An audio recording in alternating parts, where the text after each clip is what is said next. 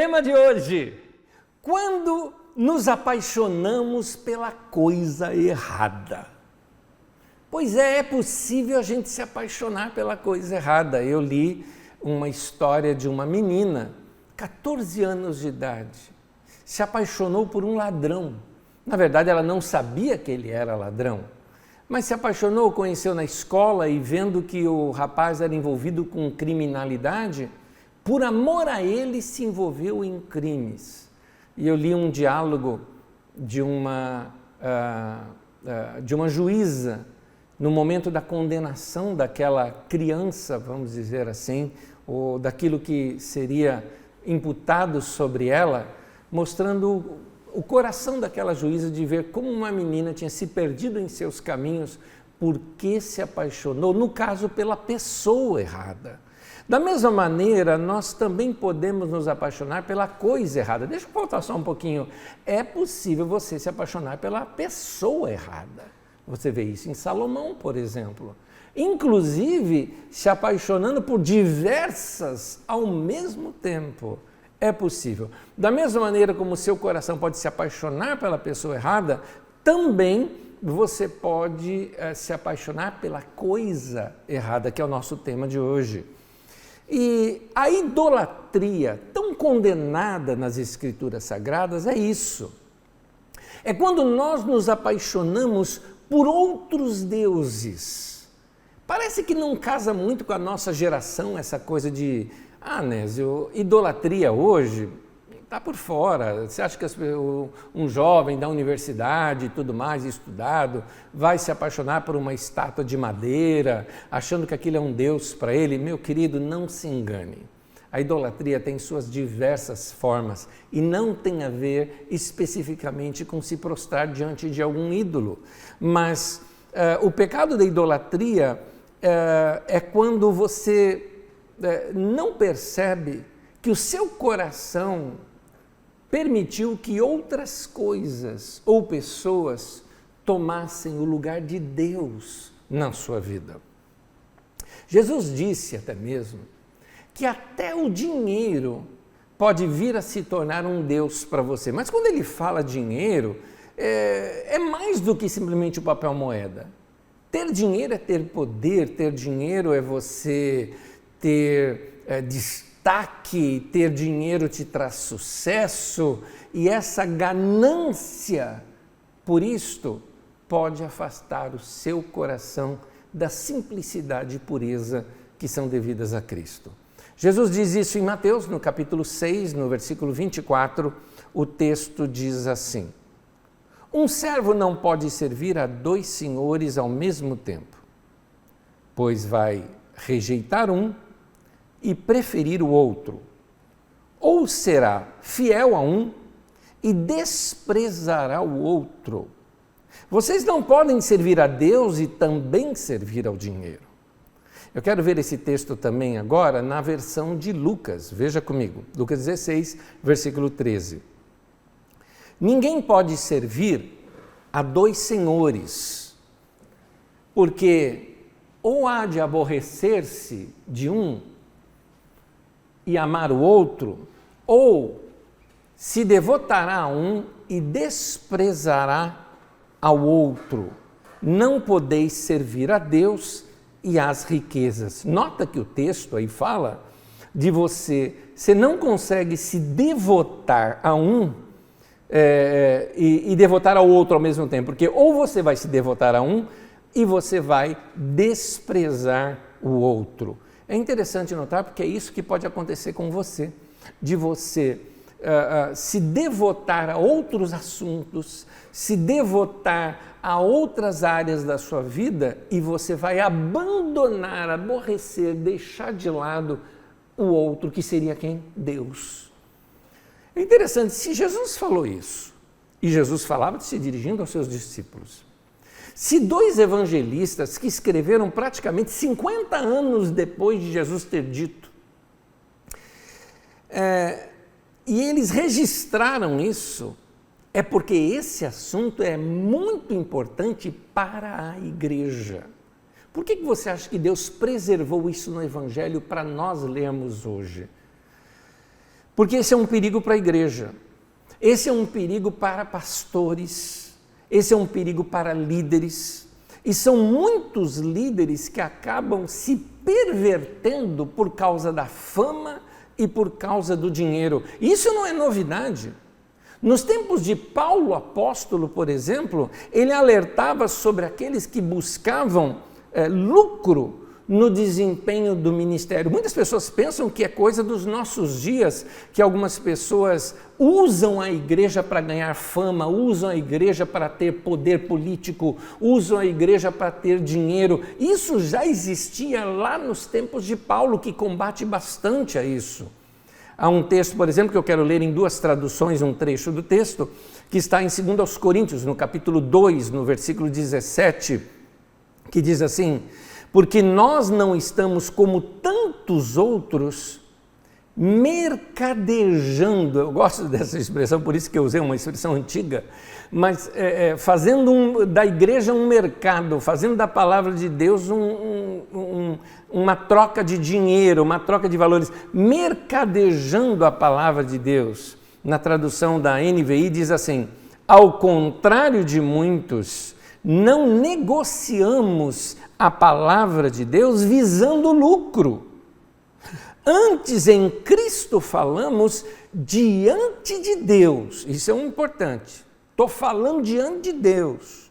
Estou falando com sinceridade, Paulo está dizendo, né? E como homens enviados por Deus. Gente, estamos em escassez disso no meio da igreja hoje. De gente sincera, gente correta, de gente que fala com sinceridade. A palavra sinceridade vem de sincera, que significa sem máscara, porque os atores antigos do teatro grego, por exemplo, pegavam uma máscara e colocavam uma máscara para representar um determinado personagem. Depois, quando ele ia representar outro personagem, ele trocava a máscara e representava aquele outro personagem. Por isso, atores eram chamados de os mascarados ou hipócritas. A palavra hipócrita significa isso, o uso de máscara. Por isso que a gente atribui a hipocrisia à falsidade. Você está representando algo que você não é. Então, no púlpito ele é uma coisa, na televisão ele é uma coisa, mas por trás é outra. Ou está falando de Deus, mas a sua intenção é outra. Como a besta do Apocalipse, que diz assim: fala como cordeiro, mas a sua palavra é a palavra do dragão. Então, ele parece cordeiro, mas é dragão. Parece que é de Deus, mas não é. Parece que fala das coisas bonitas, mas no fundo a intenção é manipulativa para se obter lucro. E este lucro não se refere só a dinheiro. Muitos falam o seguinte: olha, tem alguns líderes daí da igreja que o interesse deles é dinheiro. Eu penso assim, não é dinheiro, esses caras já têm dinheiro. É poder. É o que o dinheiro traz. É disso que estão atrás, e isso é idolatria, isso é desvio do evangelho. Gente, os profetas pregavam contra isso em todo o Antigo Testamento, e no Novo Testamento, vamos dizer assim, aqueles que profetizam no Novo Testamento, como Paulo, como Pedro, como Tiago, como João, você pode procurar em todas essas cartas. A carta de Judas, por exemplo, que não é Judas Iscariotes, tá? É Judas, irmão de Jesus. A carta de Judas, por exemplo, irmão de Jesus, irmão de Tiago, ele também fala desses falsos mestres que enganam o povo. Por quê? Porque são hipócritas, eles estão falando uma coisa para você, parecendo que é de Deus, mas a intenção é manter as suas empresas. A intenção deles é ter influência governamental, a intenção deles é, por exemplo, o que o dinheiro traz. O dinheiro traz fama, e tem pessoas que amam a fama. Querem ser populares. Há uma frase, por exemplo, que se diz desses políticos e desses cristãos políticos também, que é o seguinte: falem mal ou falem bem, mas falem de mim. Porque eles querem fama. Eles querem notoriedade, porque notoriedade hoje dá dinheiro. Notoriedade te dá direito de fazer propaganda e você ganha com aquilo. Notoriedade te dá views, likes e tudo mais, e os códigos da internet pegam aquilo e sabem que estão falando de você e aumentam a sua notoriedade. O dinheiro também traz luxo. Então, alguns desses ostentam. Só você buscar aí na internet e ver as festas que existem de alguns bispos ou alguns apóstolos por aí, e você vai ver esse engano que existe por detrás dessa teologia da prosperidade. Eu não sou contra que as pessoas cresçam na vida, eu acho justo que as pessoas cresçam na vida, eu acho justo que as pessoas que trabalham e economizam junto ao seu dinheiro possam morar muito bem, ter uma vida gostosa. Não há nenhum problema com o seu crescimento pessoal, mas você sabe do que eu estou falando? Eu estou falando de ostentação. Eu estou falando quando a coisa passa do limite. O dinheiro traz também para essas pessoas muito poder. E este poder é interessante, este poder faz com que eles mobilizem pessoas, eles falam e as pessoas obedecem. Por quê? Porque essas pessoas estão enganadas, mas é interessante que a pessoa que está enganada não sabe que está enganada. Você só consegue perceber que você está enganado quando você chega diante de Deus, sem máscara. Coloca para mim o versículo anterior, por favor, este da NVI. Olha só, olha o que diz o texto. Por que Paulo fala que ele não negociava? Ele diz o seguinte: porque eu falo diante de Deus com sinceridade, ou seja, não mascarado, como homens enviados por Deus. Então, é sem máscara, é transparente. Outra coisa que o dinheiro te dá influência. E essas pessoas buscam essa influência. O dinheiro te dá posição social. Afinal de contas, agora, pessoas importantes, né, entre aspas, frequentam a sua casa. O seu nome está atrelado a algumas pessoas da high society, né, da alta sociedade. O dinheiro te dá ascensão sobre outros, porque quem paga manda. Quem investe dinheiro tem direito de que a sua opinião seja prevalecida e prevalente, como é o caso desses empresários que financiam campanhas de governo e depois mandam no governo para que façam o que eles querem. É o direito de mandar. E tudo isso, se está casado com o evangelho e com a igreja, chama-se prostituição, idolatria, afastamento dos caminhos do Senhor. A busca por essas coisas corrompeu a mente de muitos líderes. E o pior, esses líderes influenciaram nossos irmãos na fé que, meu Deus, que não vão lucrar nada com isso. Só os grandões vão lucrar, eles não. Esses que vão numa passeata, por exemplo, vai lá, grita, berra, leva cacetete, não é? Você não ganha nada com isso. Quem ganha são os grandões, que nem lá estão, ou se estão num carro bem guardado, né? Bem protegido. Então, você não vai ter fama, você não vai ter poder, você não vai ter influência, você está dando a sua fama, seu poder, sua influência para essas pessoas que estão liderando você nisso. Mas eu entendo, é uma questão social, você vai ter o quê? Senso de pertencimento. É aquela ideia, é a mesma ideia, por exemplo, de um torcedor fanático. Ele chora pelo time, ele vibra, ele ri, ele grita o nome do seu time. Bom, se ele faz isso como lazer, maravilha, não tem nenhum problema, porque a gente precisa mesmo se desestressar nesse mundo tão pesado que a gente tem, né? Se é por lazer, se é por brincadeira, tá ótimo. Mas quando isso ganha paixões no coração, aí você briga literalmente, aí você discute com pessoas, você rompe laços familiares, você muitas vezes, como existem brigas de torcida, matam pessoas por ignorância, por por essa sensação de pertencimento, de achar que você está do lado certo, fez a escolha certa e os outros estão na escolha errada. Nós vimos isso, gente, vamos ser honestos, nós vimos isso nas últimas eleições aqui no Brasil. Nós vimos isso. Nós vimos famílias que não se conversaram mais. Nós vimos reuniões de Natal que foram rachadas entre famílias. Por causa de quem? De outros, que você não está ganhando nada com isso, só eles ganharam com isso tudo. Não importa, você sabe que eu não estou defendendo se é de direita, se é de esquerda, se é de centro, seja do que for. Eu estou falando que quando você tem outras paixões no seu coração, que não uma paixão por Deus, isso se chama idolatria, você está se desviando dos caminhos do Senhor. Infelizmente, uma parte significativa da igreja nos nossos dias está adulterando com outros deuses.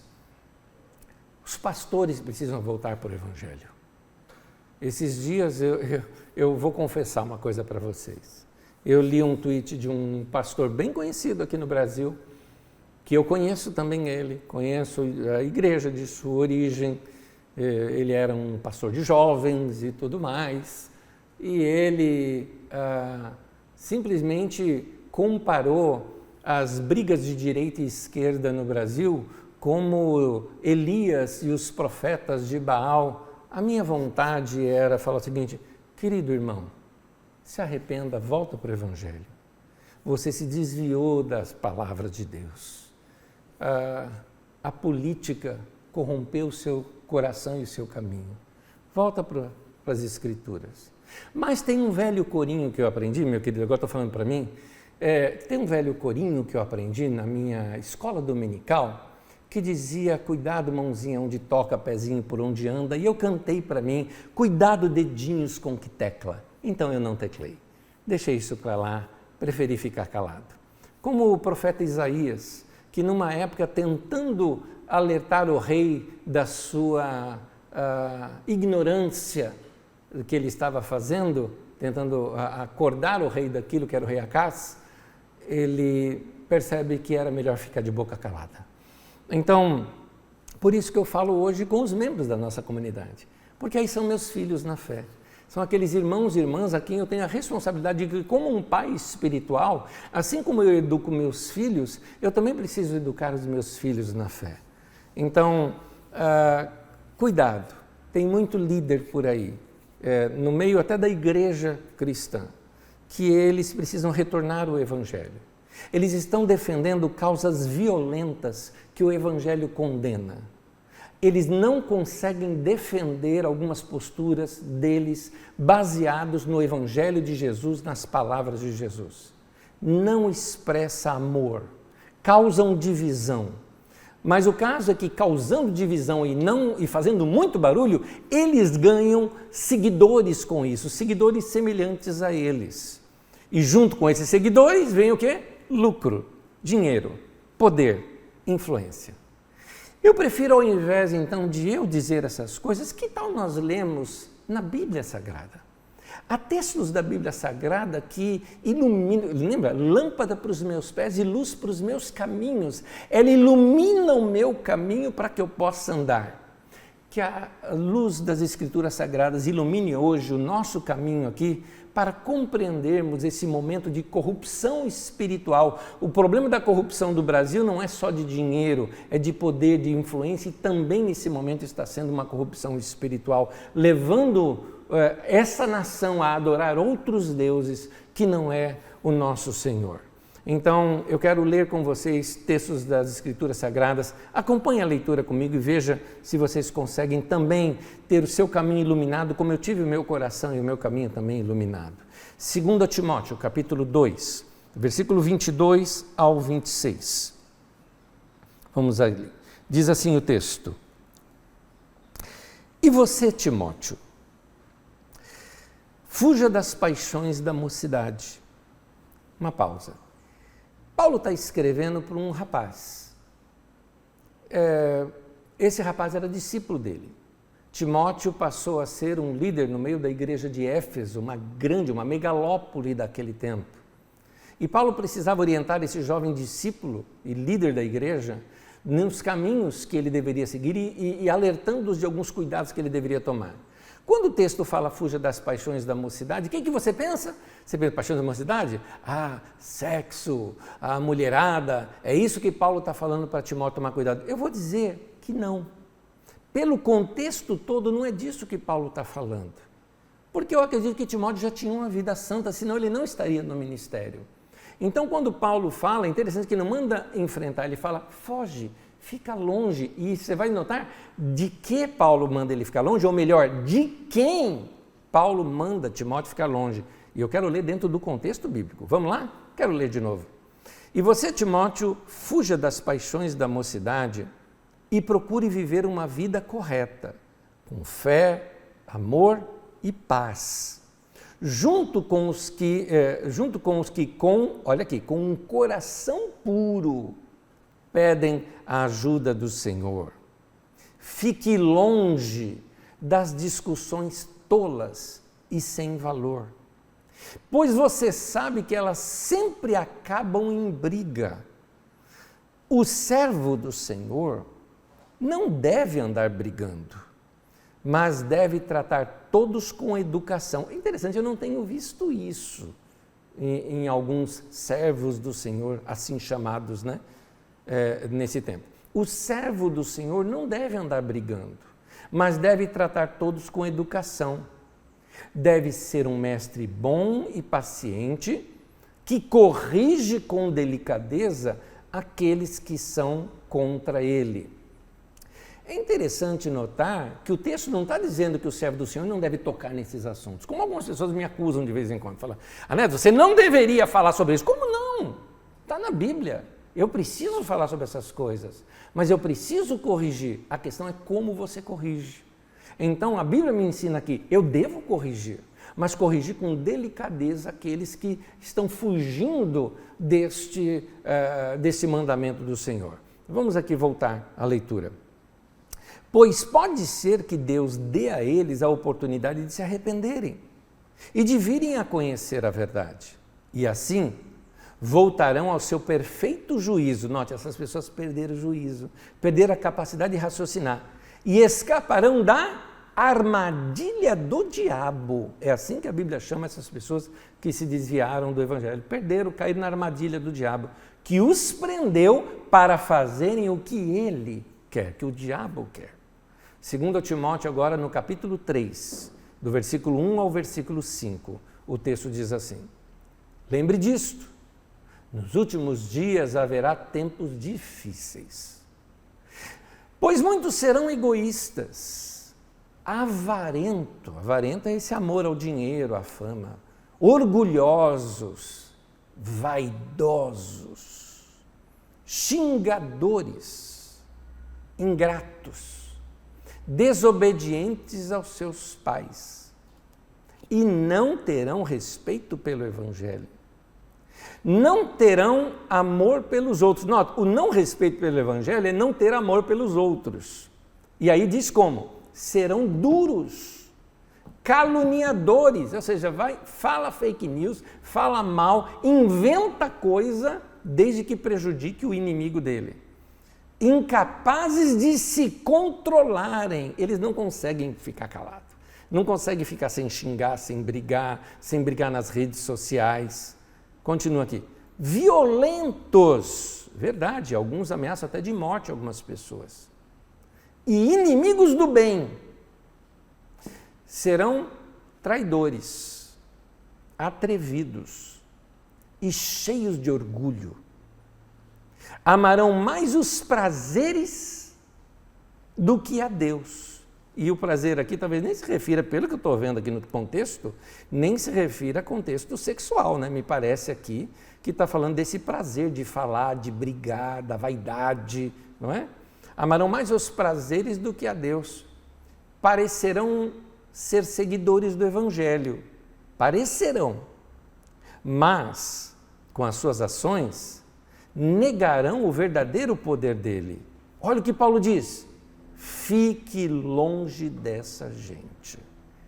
Os textos bíblicos são claros. A regra é clara. O Evangelho é claro. Mas alguns podem perguntar, Anésio, por que eu não vi isso antes?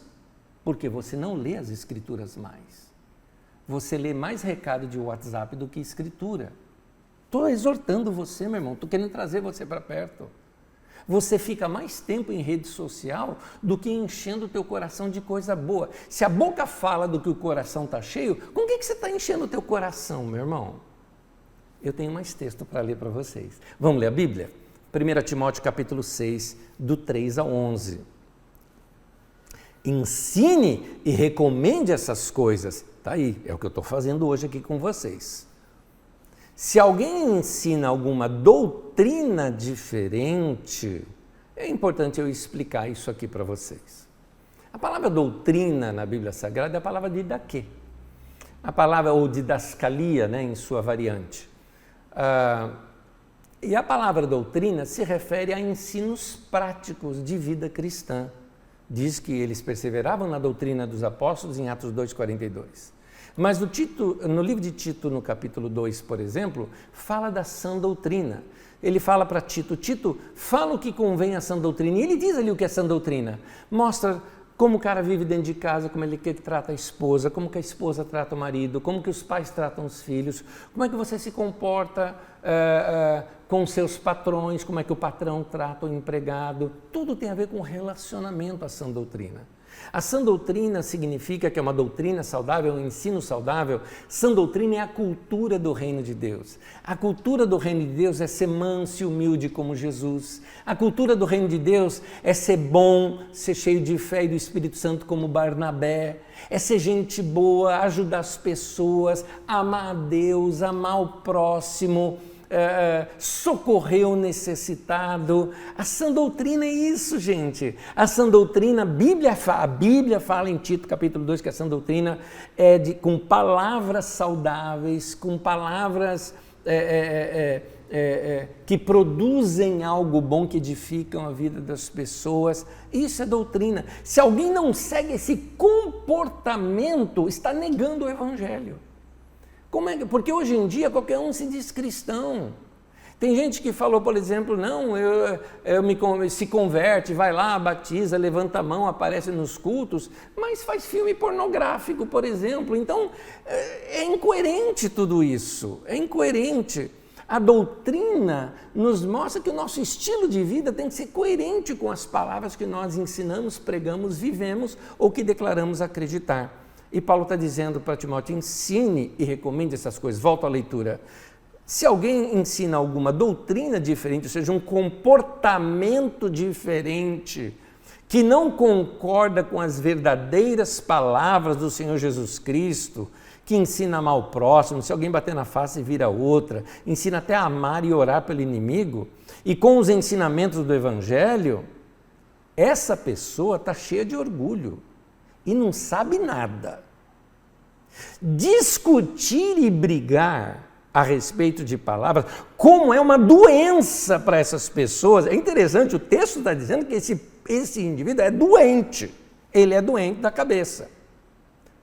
E daí vem as invejas, vem o quê? As brigas, insultos, desconfianças maldosas e discussões sem fim, como costumam fazer as pessoas que perderam o juízo e não têm mais a verdade.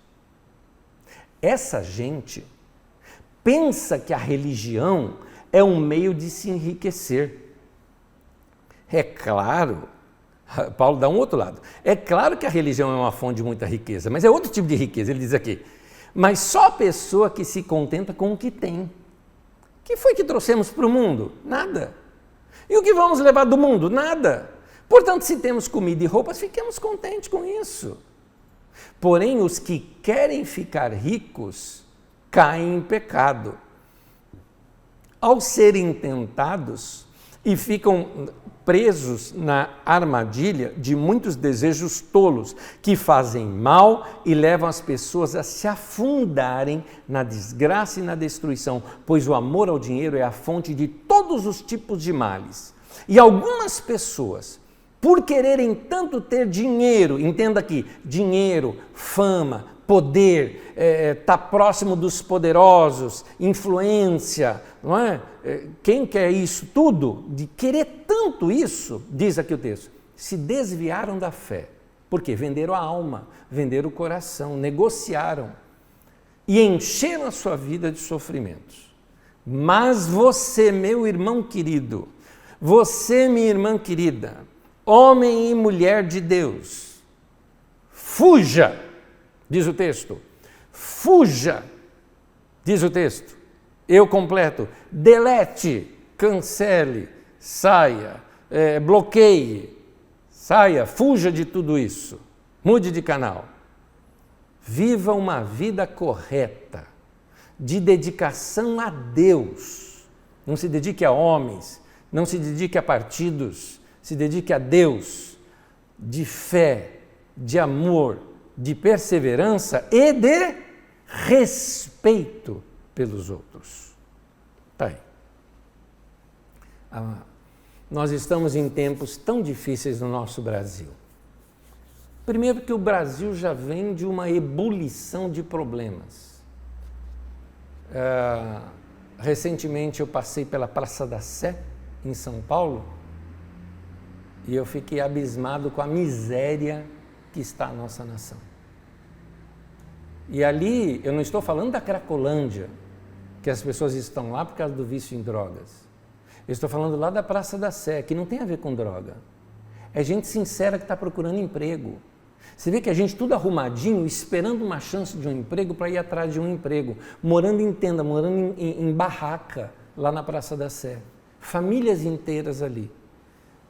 Graças a Deus por algumas pessoas, como o Padre Lancelotti e tantos outros, que fazem trabalhos lindos e maravilhosos, né, com esse pessoal, dando-lhes comida, como algumas ONGs que eu vi ali também, eu não decorei os seus nomes, mas fica aqui o meu elogio a vocês, porque eu estava bem perto do horário de almoço e vi aquelas pessoas saindo com a sua marmitinha, felizes da vida que tinham uma refeição, uma quentinha, né, para comer no meio do dia.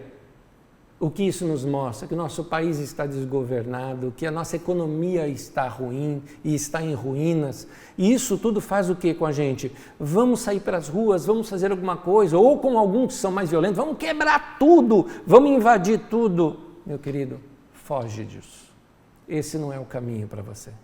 O caminho para você é sim orar pelos governantes, orar para que seus corações sejam mudados, orar pedindo a Deus que mude tudo isso. Claro, algumas pessoas têm um chamado político na sua vida, então se envolva, estude para isso, vá fazer cursos para isso, porque nos faltam pessoas inteligentes para nos governar, nos faltam pessoas sábias para nos governar. Não basta ser inteligente, tem que ser sábio também.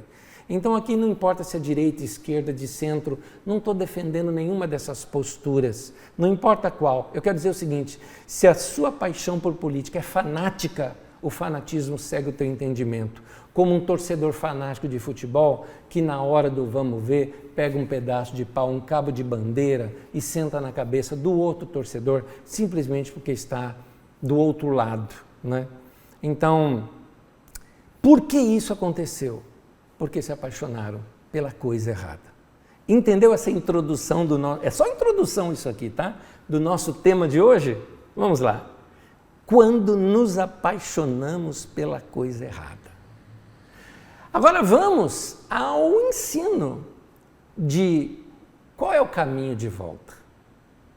Se com toda sinceridade você, meu irmão e minha irmã, está aí de cabeça cheia com problemas de política e economia na nossa nação e não consegue pensar em outra coisa e falar em outra coisa, e você percebe que seu coração para Deus está frio, que você já não abrasa mais teu coração diante da palavra de Deus, que você, com toda sinceridade, meu irmão, seja sincero, não estou nem mandando você levantar a mão, falar para alguém aí do teu lado, falar para mim, nada, colocar aqui no nosso chat, nada disso. Você com você mesmo, seja honesto. Quantas vezes você pegou na sua Bíblia, digital ou física, não importa, nessa semana para ler? Agora me responda, quantas vezes você usou, por exemplo, redes sociais nessa semana? Veja quanto que você escreve de coisas e que você não escreve para Deus, não lê as coisas de Deus, não tem esse contato. Eu já te falei, a boca fala do que o coração está cheio.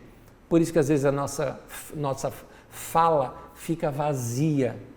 E às vezes nós conversamos com algumas pessoas e percebemos, é uma pessoa vazia. Por quê? Porque ela não criou jardins dentro de si.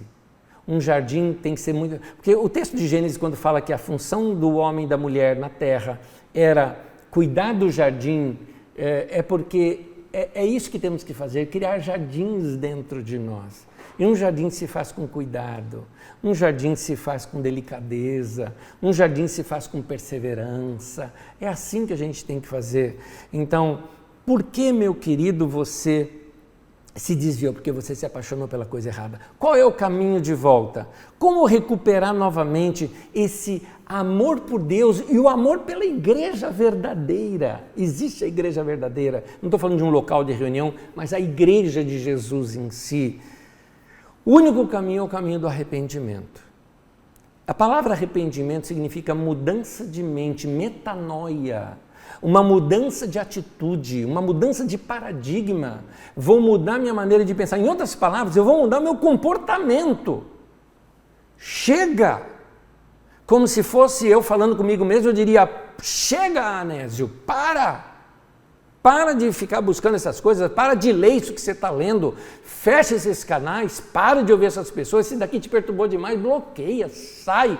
Mas vai cuidar do teu coração, porque a Bíblia fala que você tem que cuidar do teu coração. Sobre todas as coisas que você tem que cuidar e preservar do teu coração. Porque senão você vai se desviar do Evangelho.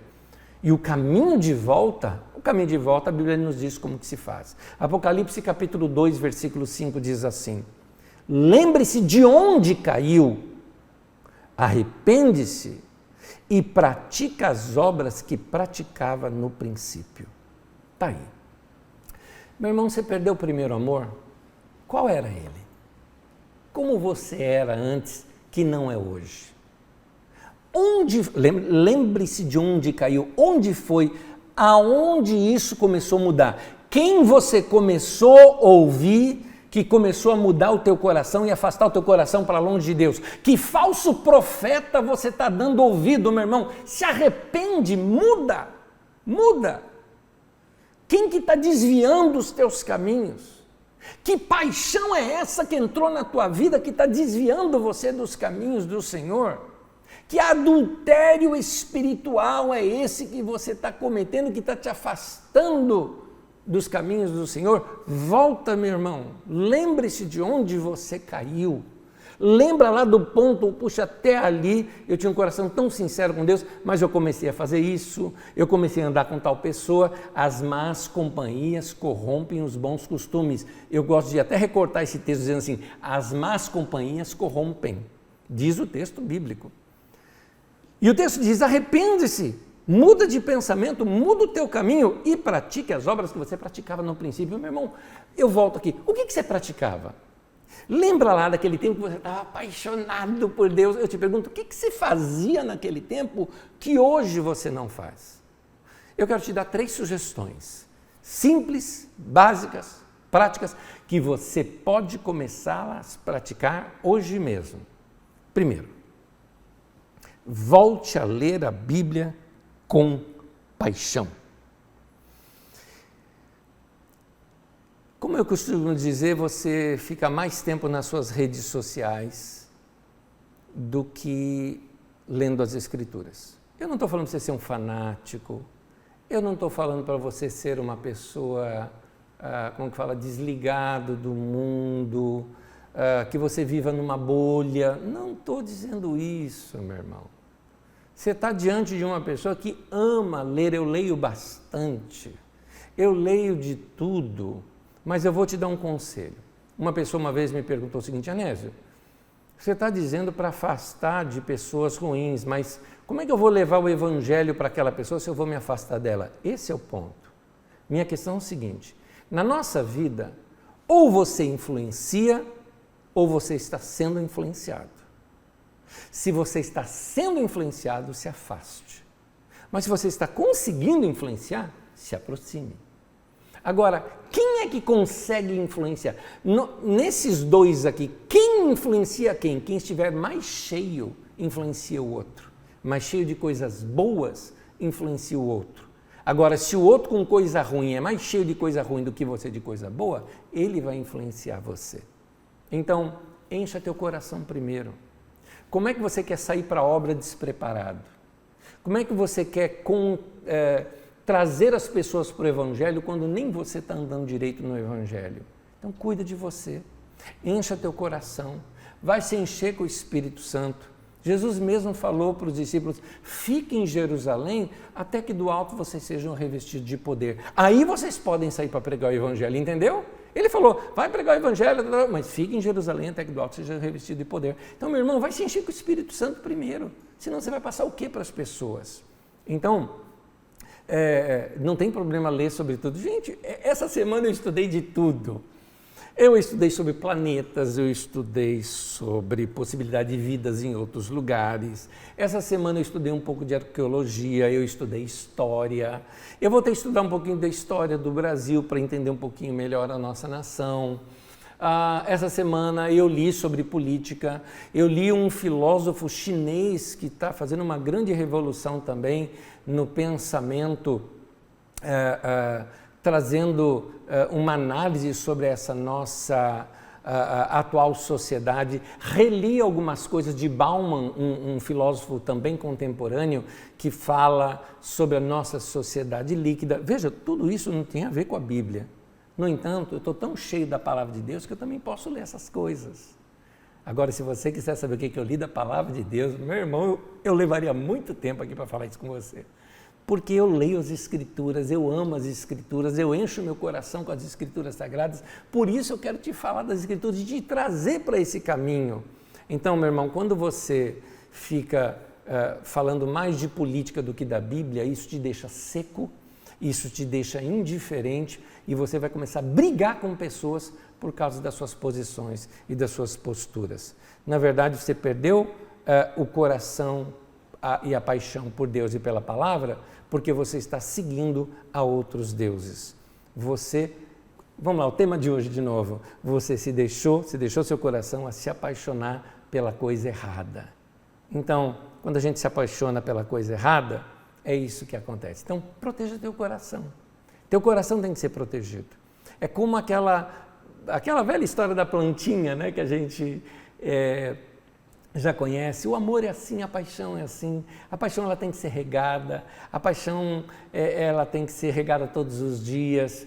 Quando você ama uma pessoa, você dá bom dia, boa tarde, boa noite, você manda uma música, um vídeo, você gosta de estar com a pessoa, você gosta de segurar na mão da pessoa, você quer um carinho, você faz de tudo para transbordar do seu amor para aquela pessoa e também receber do amor daquela pessoa. Da mesma maneira, meu querido, como é que você quer ficar apaixonado por Deus sem pensar nele, sem falar com ele, sem ouvir sobre ele ou sem ler a sua palavra? Você precisa ler o livro de Salmos, por exemplo, e perceber ali as palavras de paixão e adoração que alguém tem por Deus. Eu te recomendo um salmo de leitura. Tem um salmo que é lindo, maravilhoso, e eu quero recomendar para você que leia cuidadosamente, entendendo a poesia hebraica, que a poesia hebraica ela é assim, a primeira frase, aí vem a segunda frase.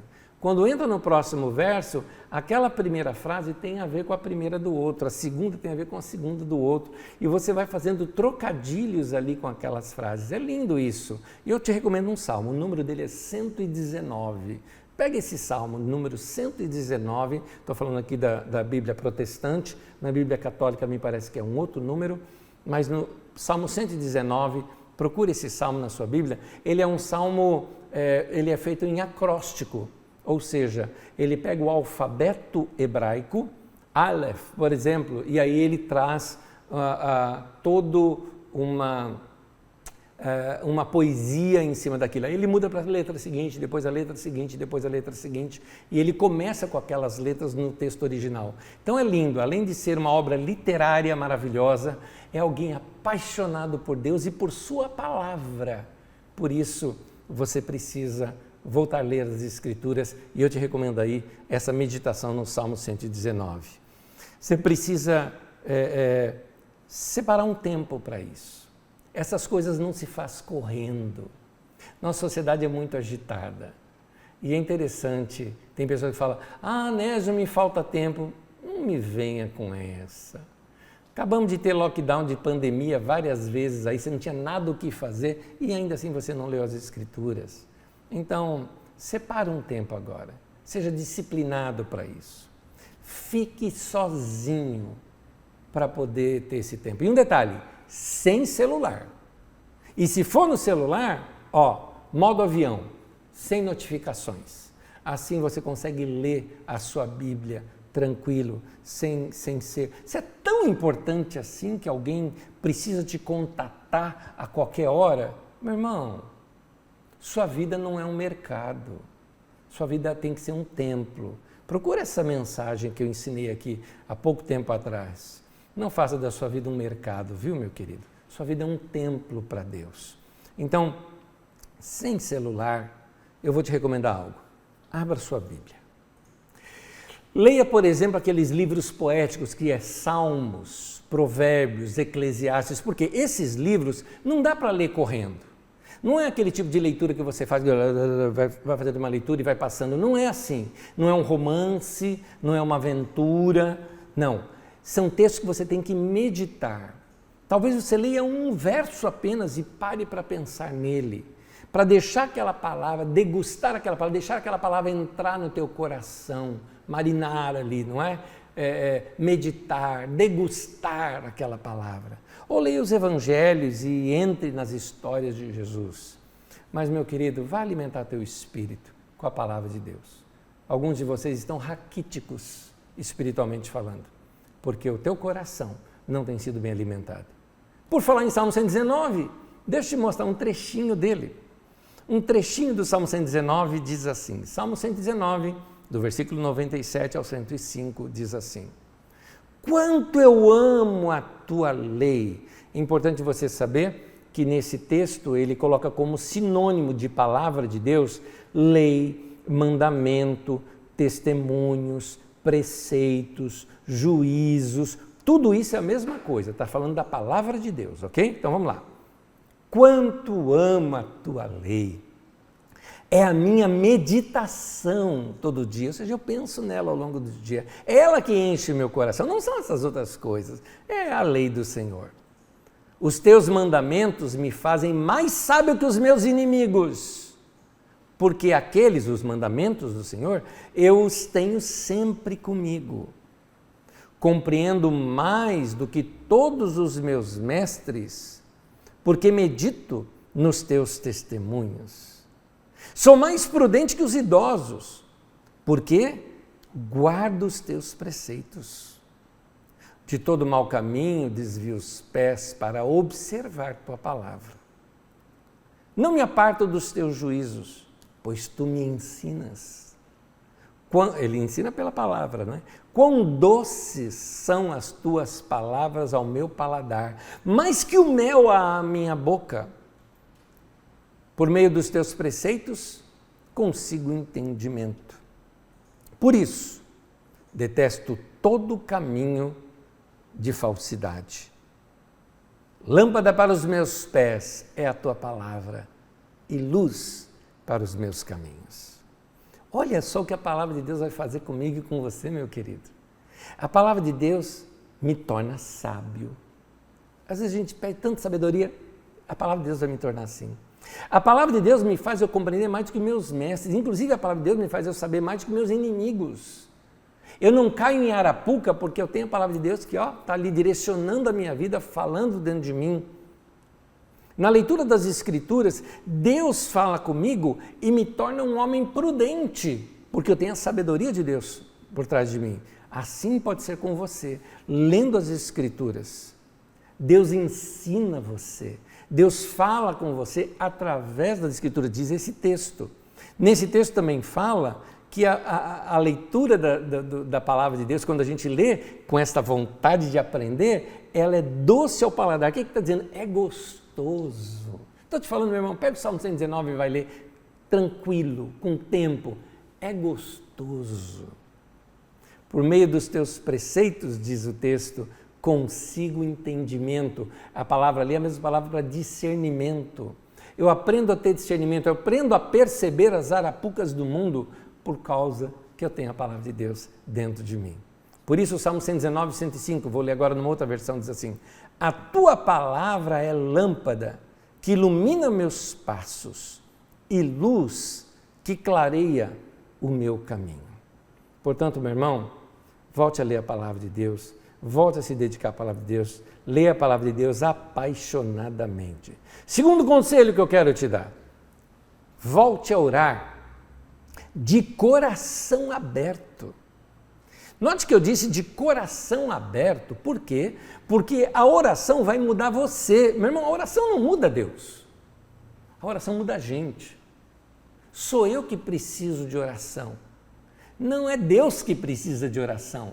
Deus não precisa da minha oração e da tua oração, somos nós que precisamos de Deus. Não é a energia que precisa do celular, é o celular que precisa da energia. Portanto, é você que precisa se plugar em Deus para recarregar suas baterias através da oração. Mas a oração muda a gente. E eu quero te mostrar uma coisa que uma vida de oração sincera, de coração aberto, muda. Eu não estou falando aquela oração religiosa em que a pessoa pega, fala sem pensar, ou aquele que ora para se mostrar para os outros, ou aquele que só fica gritando e não está falando nada de verdade. Não é disso que eu estou falando. Eu estou falando daquela oração sincera, rasgada, que abre o coração, aquela que é uma conversa com Deus, que confessa pecados para Deus, que abre o coração, se expondo assim, às entranhas da alma para dizer: Deus pode mudar, eu sou teu, muda meu coração.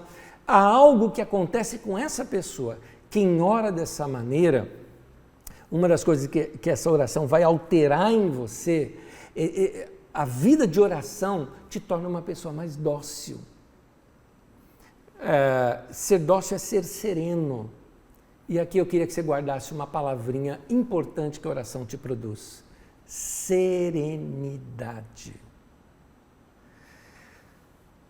Quando a gente lembra da palavra de Deus, tem algumas pessoas na palavra de Deus que você nota que eles tinham vida de oração. Por exemplo, Estevão.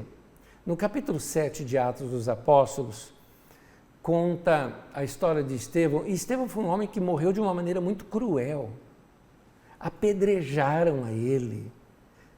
Agora, é interessante o texto. Ele morreu orando.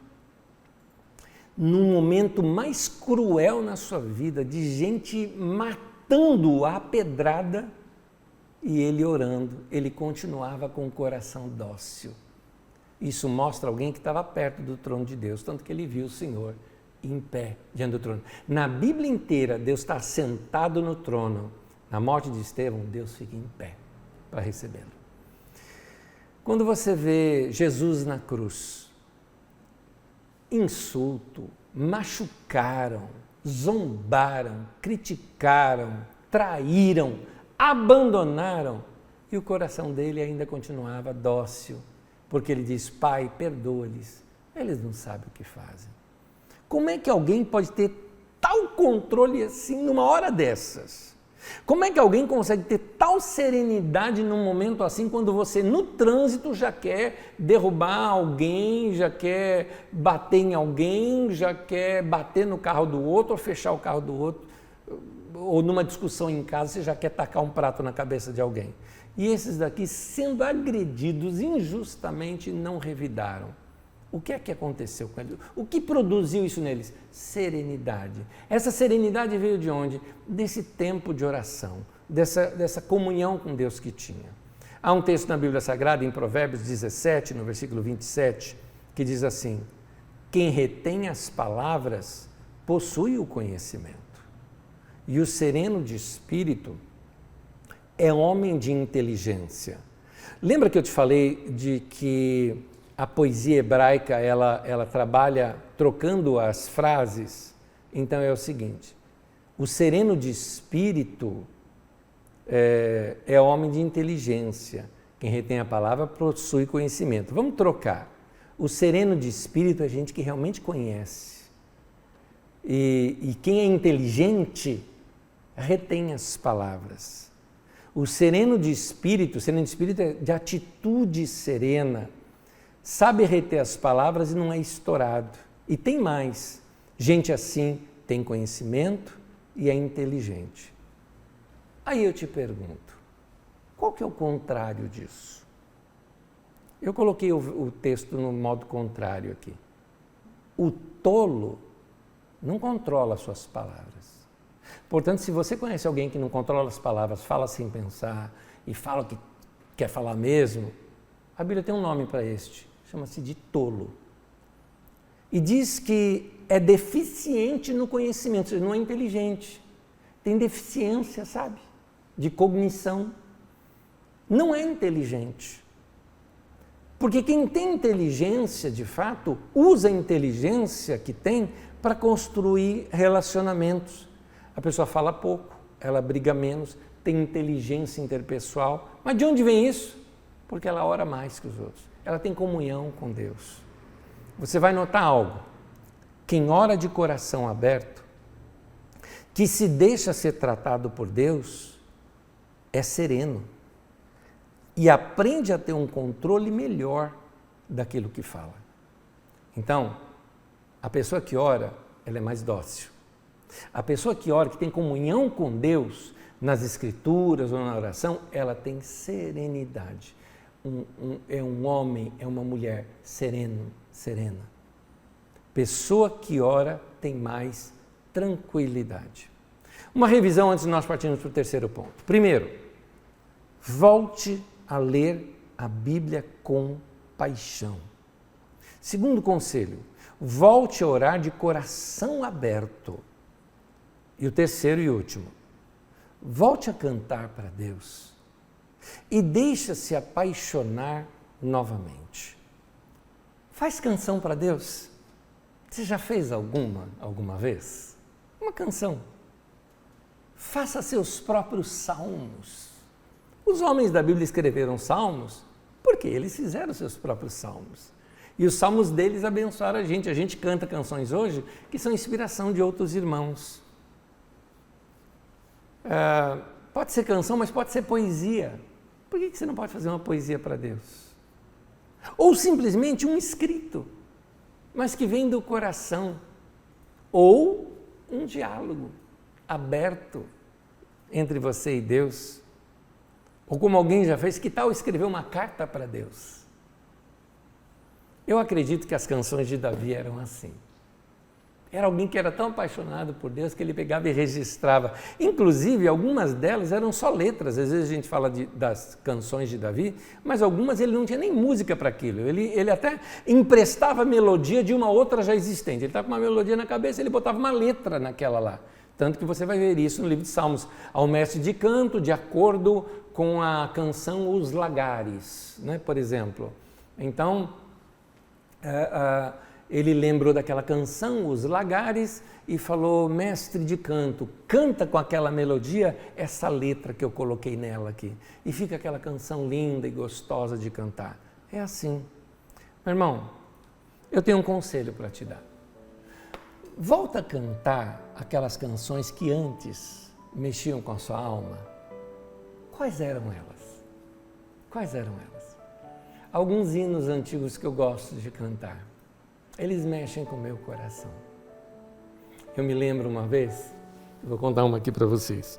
Eu já contei isso numa mensagem uma vez. Eu contei até no calor daquilo, tinha sido no dia anterior que tinha acontecido, no domingo eu contei aqui na Carisma. Faz anos já isso, sei lá, uns 7 anos atrás, ou mais até, acho que até mais. Eu estava indo pregar num encontro de casais, de uma outra igreja. Era lá em Água de Lindóia. E eu fui pregar, isso era num sábado de manhã, eu estava sozinho e eu coloquei no meu carro, eu vou abrir com você se você quiser saber, eu coloquei cânticos de Hosanna Integrity Music, cânticos antigos, né? Álbuns antigos de Hosanna Music que mexem comigo até hoje. E ali, naquele culto, que é um culto gravado, né? Cada álbum daquele é um culto inteiro gravado, era até a última canção daquele álbum. E eu estava numa estradinha, quase chegando em Lindóia, porque você chega primeiro em Lindóia para depois ir para Águas de Lindóia. Eu estava chegando em Lindóia e começou esse cântico. E era um cântico, na verdade era um hino antigo, em que eu me lembrei quando eu era criança, tocando no órgão da igreja. E eu tocava aquilo com muita paixão para Deus. Carrego isso com muito carinho. E parecia que eu ouvia o povo cantando e aquilo encheu meu coração e eu cantava ali para Deus. Desculpa, a emoção veio à tona. E eu cantava aquilo para Deus e aconteceu aquilo que está quase que acontecendo comigo aqui agora. Só como eu estava sozinho, eu não me contive, eu chorei. E o hino é grande, né? O hino, se você quiser, fica à vontade, mas é o hino Glória, Glória, Aleluia, para você ter uma ideia. Só que ele é muito bem cantado pelo Zana Music, achei demais. E eu estava cantando e entrei dirigindo ali em Lindóia. Parei num semáforo, né? Parou um Fusca no sentido contrário ao meu, mas era tão próximo, porque era um semáforo só de pedestre, que o carro me via tranquilo e eu via tranquilo o carro, né? E eu estava assim, de janela aberta e chorando e cantando, e eu distraído. Uma senhora, era um senhor e uma senhora, que aliás o que mais tem em Lindóia é Fusca.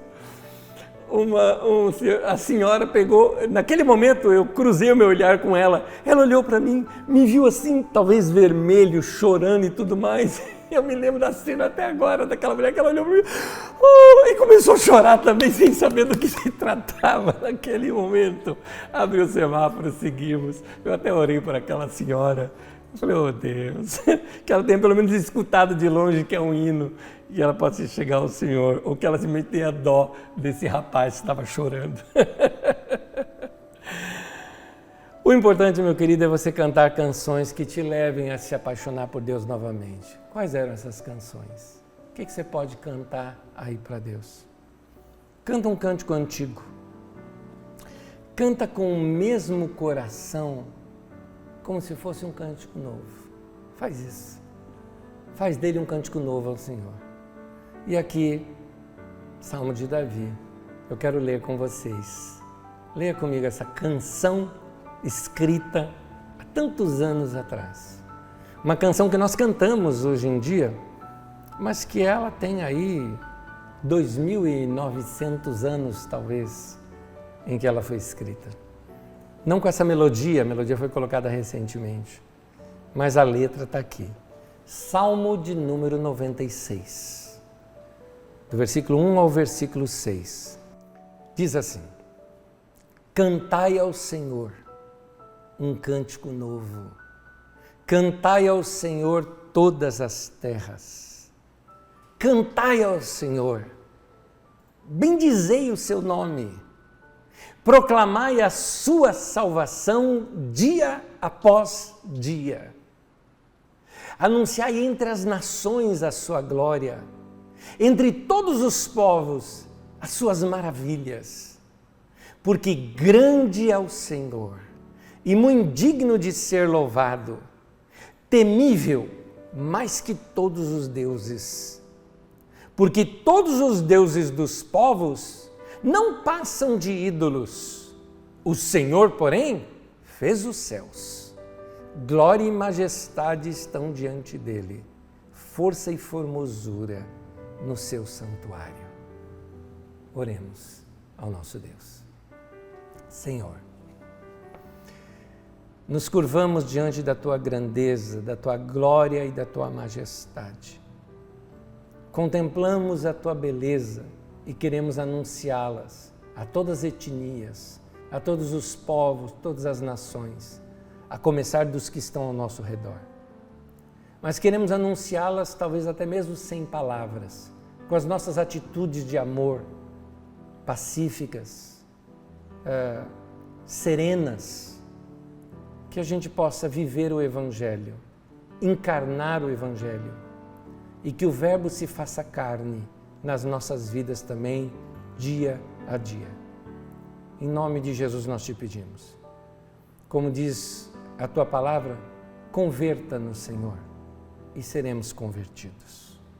Nós dobramos o nosso coração diante do Senhor, para que o Senhor mude a nossa mente e o nosso coração e possamos ser homens e mulheres apaixonados pelo Senhor, tão apaixonados que a gente contagie as demais pessoas com esse amor. Em nome de Jesus. Amém e amém. No texto de Cântico dos Cânticos, a mulher era tão apaixonada que ela começa a falar do seu amado, e quando ela descreve o seu amado, as demais mulheres daquele harém falaram assim: mostra-nos então esse amado para que nós o vejamos. Ou seja, ela falava com tanto carinho, tanto daquele cara, que as demais queriam pelo menos dar uma olhadinha para ver como é que ele era, se interessaram. Você sabia que é assim que se prega o Evangelho, irmão? Se apaixone por Deus tanto, tanto, tanto, que quando a tua boca abrir para falar de Jesus para alguém, essas pessoas vão querer dizer assim: mostra-me Ele que eu também quero conhecê-lo. Que seja assim na minha vida, que seja assim na sua vida. Que Deus te abençoe.